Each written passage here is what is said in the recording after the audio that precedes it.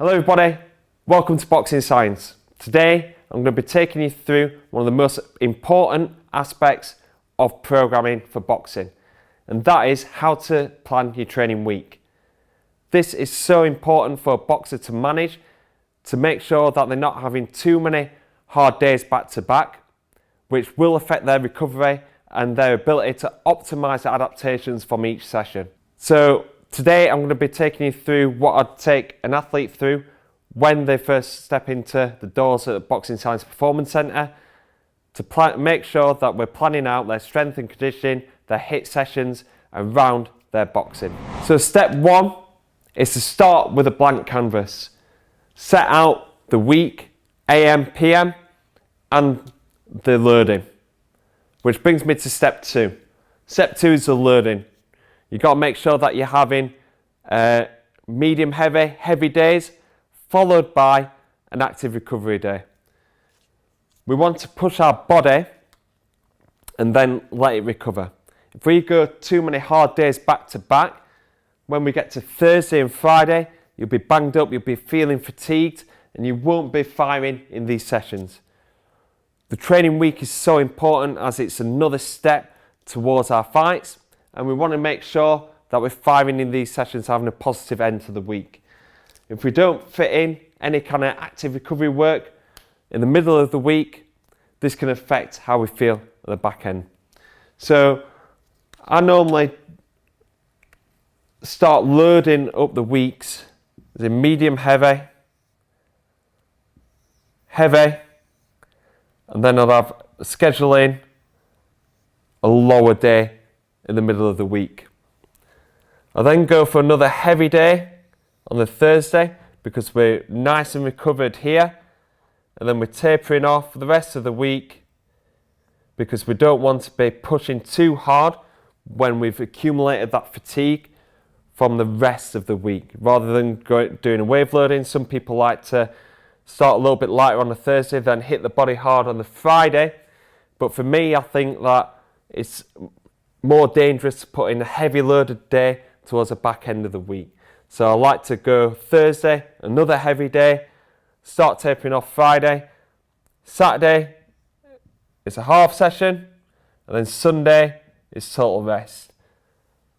Now this is down to personal preference. Some athletes like resting on a Saturday and training on a Sunday because they feel like their body's banged up by the Saturday and they need that rest to put into their conditioning session on the Sunday.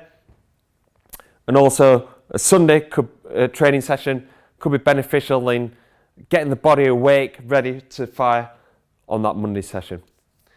But it's up to you, it's personal preference. I plan the sessions the same, whether it's a Saturday or a Sunday.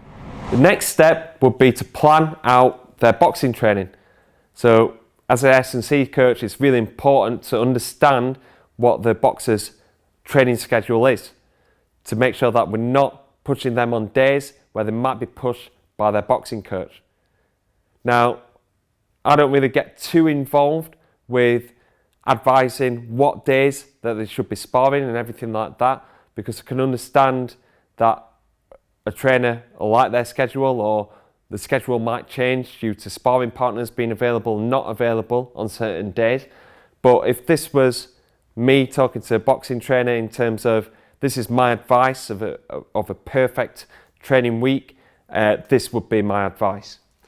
So we'd start off, are you doing it morning or afternoon? This is personal preference. In this case, we're going to be using boxing in the morning.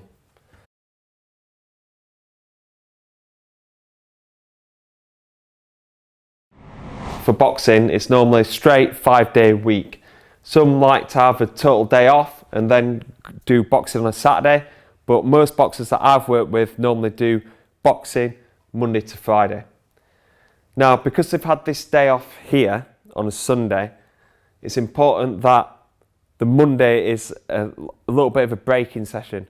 Don't be expecting your athletes to be fresh because they've had a full weekend off or they've had a day off. Normally, this is where they need to blow off the cobwebs, warm up, prepare for the week. So I'd normally like to put in like pads,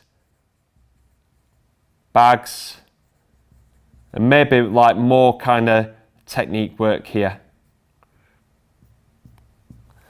As we're fitting into the mantra of this being a medium heavy day.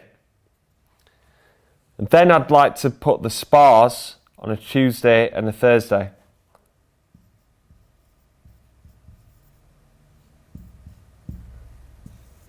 The reason why, because these are going to be the heaviest days,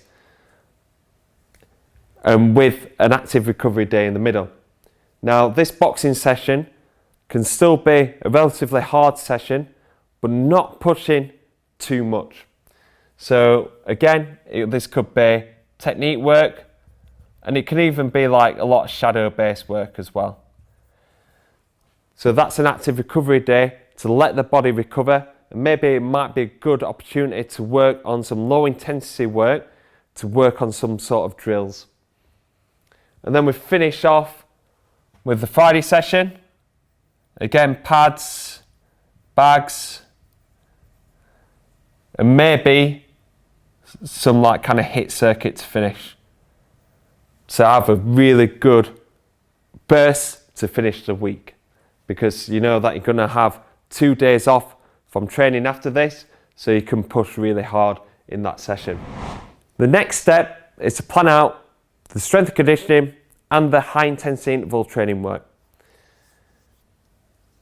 I get a lot of questions on when an athlete should run in relevance to their sparring.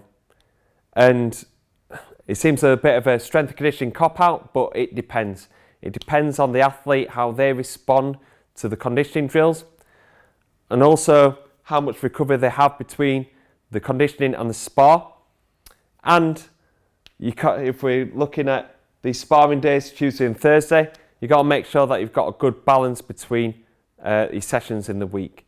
So I wouldn't like to put in 2 high intensity conditioning sessions on days back to back. So I always want to have a day at least in between doing the high intensity conditioning sessions. I like to go for the high intensity conditioning first, and we've got to make sure that it's complementary to the spar.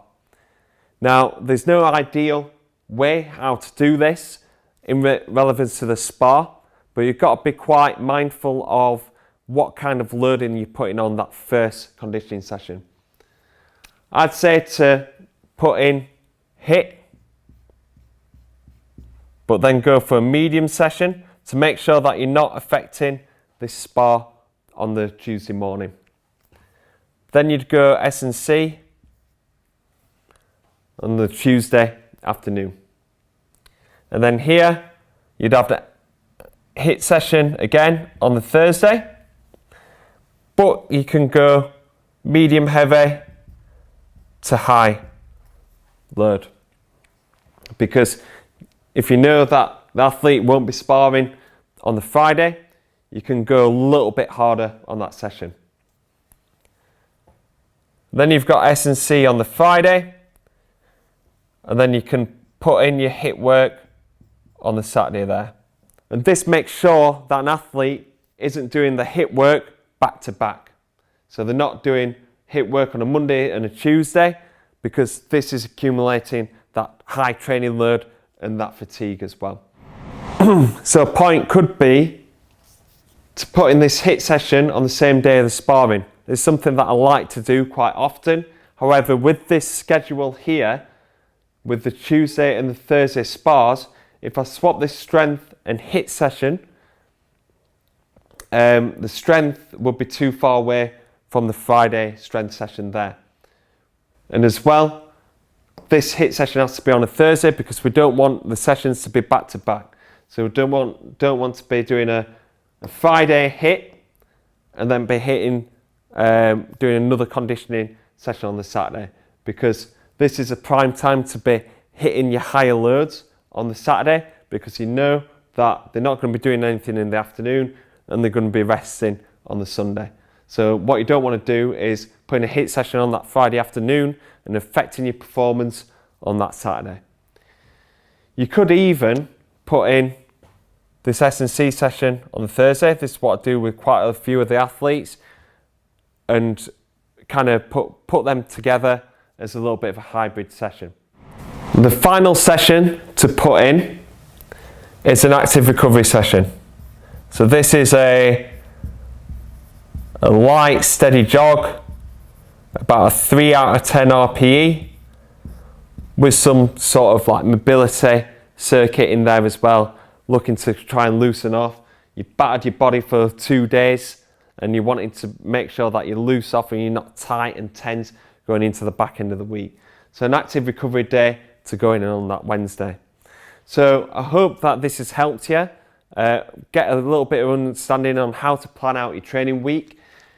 It might differ for you in terms of like when you're wanting to spar and everything like that, but hopefully it's given you a good idea on the kind of thought process behind, you know, when to put in your runs, when to put in your strength sessions, how to do this loading strategy, making sure you're having 2 hard days followed by a lower day and then hitting the back end of the week. So I hope that this video has been beneficial for you and given you some good ideas on how to plan your training week. If you've got any questions, please fire them in the comment box below. And if you're not a subscriber yet, please hit the subscribe button. And if you're wanting to find out more about how to plan out your training and how to program effectively for boxing, there's more information on the Boxing Science and Train Like a Champion membership. The link is in the description. Okay guys, thanks very much for watching and hopefully see you on the next video.